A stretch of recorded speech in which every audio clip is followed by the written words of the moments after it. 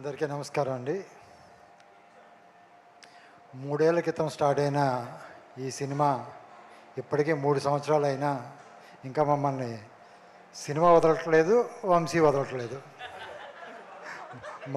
మధ్యలో వదిలేసినట్టు 1 సంవత్సరం బయటికి వెళ్ళాడు, మళ్ళీ తిరిగి మా దగ్గరికి వచ్చాడు. తను కథ ఎంత బలంగా నమ్ముతాడో ప్రొడ్యూసర్ని కూడా అంతే బలంగా నమ్ముతాడు. అలాగే చివరికి అతనికి ఏం కావాలో అది ఇచ్చేదాకా వదలడు. అన్నీ ప్రొడ్యూసర్కి నచ్చినట్టే ఉంటాయి, కానీ స్టార్ట్ అయ్యేటప్పుడు చూస్తే అంతా వంశీ చెప్పినట్టే జరుగుతుంది. ఎందుకంటే కథ చెప్తా నాకు ఇప్పుడు కథ చెప్పాడు కొత్తగా 125 రోజుల్లో చేయాలండి అంటే, మేము స్టార్టింగ్లో అంత కాదులో వంశీ ఒక 70-75 రోజులతో చేద్దామంటే అలాగే రండి అని చెప్పి కథ చెప్తాడు. ఏ కథ చెప్పినా మనకే అనిపిస్తుంది, మరి ఇది హాఫ్ డే అంటున్నాం, హాఫ్ డే తీయలేం కదా. అవును కదండి, ఈ సినిమా హాఫ్ డేలో తీయలేం కదా, ఇంకొంచెం టైం పడుతుందేమో అంటే అలా నెమ్మదిగా జరిపి చూస్తే మనకు 130 రోజులు 140 రోజుల్లో కనపడుతుంది. దీనికన్నా వంశీ చెప్పిందే బెటర్లే, 125 రోజుల్లో చేస్తాడు, ముందే ఒప్పుకుంటే బెటర్ అనిపిస్తుంది. అలాగే వంశీ ఏం చెప్పినా ఇప్పుడు టెక్నీషియన్స్ కానీ అలాగే ఆర్టిస్టులు కానీ ముందు నుంచి మనకు 3 ఆప్షన్స్ ఇస్తాడు. అందులో ఒకటి ఆల్రెడీ అతను టిక్ చేసుకుని జేబులో పెట్టుకుని వస్తాడు. మనకి ఏది చెప్పినా ఆ ముగ్గురు మిగతా 2 గురించి మాట్లాడతాడు తప్ప అతను జేబులో పెట్టుకుని టిక్ గురించి మాట్లాడు. ఎందుకంటే ఆ 2 వాటి గురించి మాట్లాడి ఇంకా వద్దులే వంశీ ఇంకేమైనా ఆప్షన్స్ ఉన్నాయంటే అప్పుడు జేబులో జోడి తీస్తాడు. ఇదైతే బెటర్ ఏమో కదండి అని. మనకు కూడా ముందు 2 గురించి విన్న తర్వాత ఈ 3ఏదో బెటర్ అనిపిస్తుంది. ఎందుకంటే కమిటీ కుట్రాలకి ఏది చేశాడో ఇప్పుడు సినిమాల్లో కూడా అదే చేస్తున్నాడు.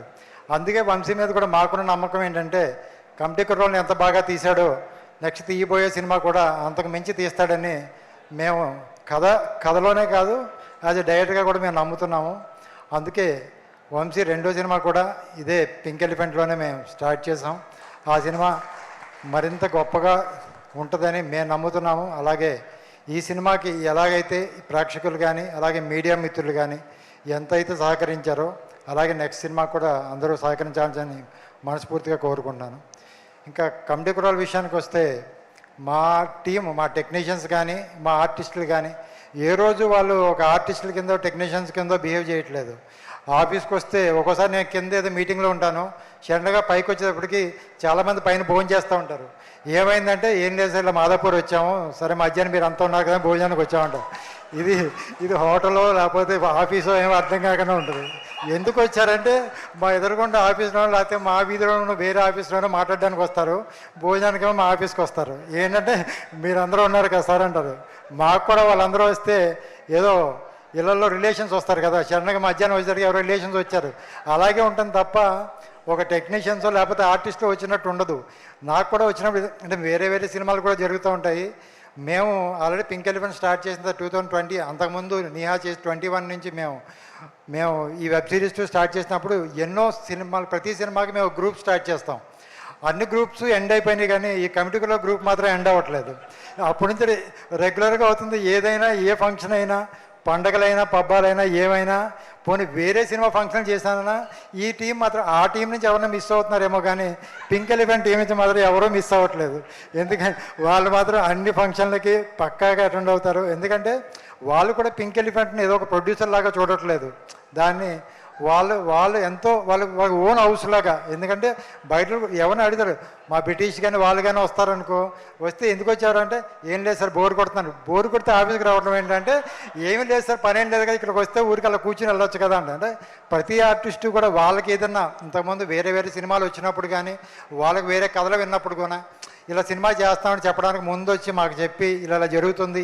వాళ్ళు నిజంగా వాళ్ళకి అవసరం లేదు, ఒక సినిమా అయిపోయిన తర్వాత వాళ్ళు వెళ్ళిన తర్వాత ఎవరి కెరీర్ వాళ్ళు బిల్డ్ చేసుకుంటారు. కానీ వాళ్ళు సినిమాని మా ప్రొడక్షన్ హౌస్ ఎంత నమ్ముతున్నారంటే బయటకు వెళ్ళి వచ్చిన తర్వాత ప్రతి ఒక్కళ్ళు వచ్చి వాళ్ళు చేసే ప్రాజెక్ట్స్ గురించి కానీ ఇప్పటికీ మాతో డిస్కస్ చేస్తున్నారంటే వాళ్ళు మా మీద ఎంత నమ్మకం చూపిస్తున్నారో అర్థమవుతుంది. అలాగే ఈ సినిమాకి ఇన్ని అవార్డులు రావడానికి కారణం ఆర్టిస్టులు చేశారు, వాళ్ళ పని అయిపోయింది, టెక్నీషియన్స్ చేశారు, వాళ్ళ పని అయిపోయింది. కానీ ఈ సినిమాని ఇంత జనాల్లోకి తీసుకెళ్ళడానికి ముఖ్యంగా మా మీడియా మిత్రులు కారణం.